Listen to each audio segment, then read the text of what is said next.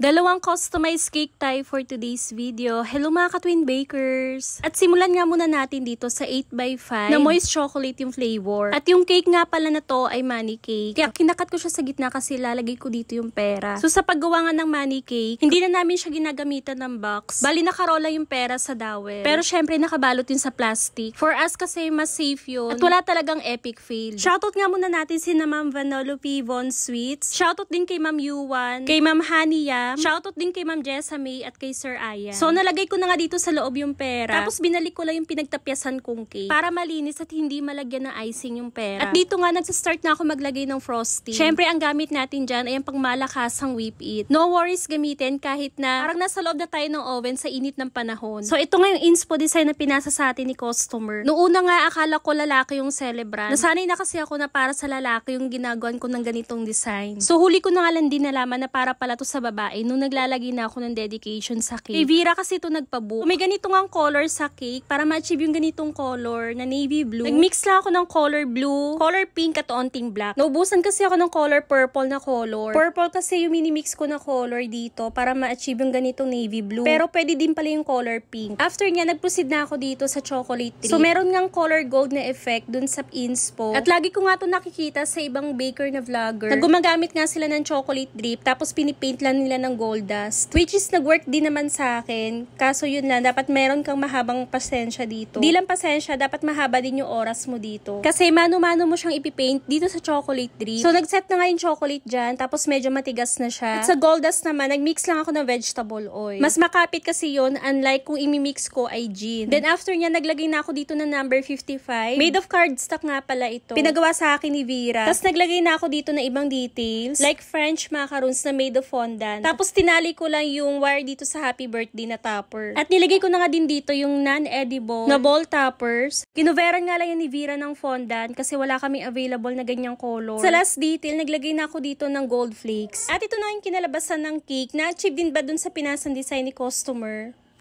Then, proceed tayo dito sa next cake. Anyways, magkaibang araw nga pala namin ginawa yung mga cakes na to. Size naman ng second cake natin for today ay 8x4. Moist chocolate din ng flavor. At kung napapansin nyo nga, in-scrape ko yung icing kasi a day before nakukunin yung cake ay naka-frosting na siya. Tapos, chinil ko lang sa chiller. Tapos, sabi ko pagka umaga ko na lang lalagyan ng drip. And din, pagka kinabukasan nga, medyo nagpawis yung cake tapos yung drip, hindi na maganda yung kinalabasan. So, in-scrape ko na lang siya ulit. Then, sa chocolate drip naman, wala akong exact na measurement. Medyo alali lang ako sa pag-iinit sa microwave. Alam nyo ba, meron sana akong suki na mag-order din ng cake para sa araw na yan. Medyo rush nga yun kasi one day lang siya nagsabi sa akin. Nag-okay na ako, nagagawin ko siya kasi hapon pa naman daw niya kailangan. Kaso yun nga, nagbago yung isip niya, mga lunchtime niya na lang daw sana kukunin. Sabi ko naman, hindi ko magagawa kasi may schedule ako that time. Ipapacheck up ko yung panganay ko. Hapon ko lang talaga magagawa yung cake niya. Then, ayun, kinancel niya na lang. Sayang nga ang ganda pa naman sana ng ipapagawa niyang cake. Tapos, ending, alam nyo ba, yung cake na ginagawa ko ngayon, itong sunflower ay para pala sa kanya. Hindi niya din alam na nagpabook na yung kapatid niya sa amin. Gulat na lang ako kasi nung nakita ko sa newsfeed, para pala sa kanya yung cake na to. Wala lang, nakakatuwa lang kasi sabi niya sa akin, plano niya pa na bumili na lang ng cake sa bake shop. Kasi nga hindi natuloy yung pinabook niyang cake sa akin. Belated happy birthday, Ma'am Jeremy. Loyal suki na namin yan si Ma'am, tapos mag-order pa siya sa akin ng cake para sa March 31. Thank you so much sa support at more blessing pa po sa family nyo. Bagay na bagay sa kanya yung cake na to kasi sobrang down to earth niya. So yun lang guys, sana nagustuhan yung cake vlog natin for today. Thank you for watching. Ingat po kayong lahat.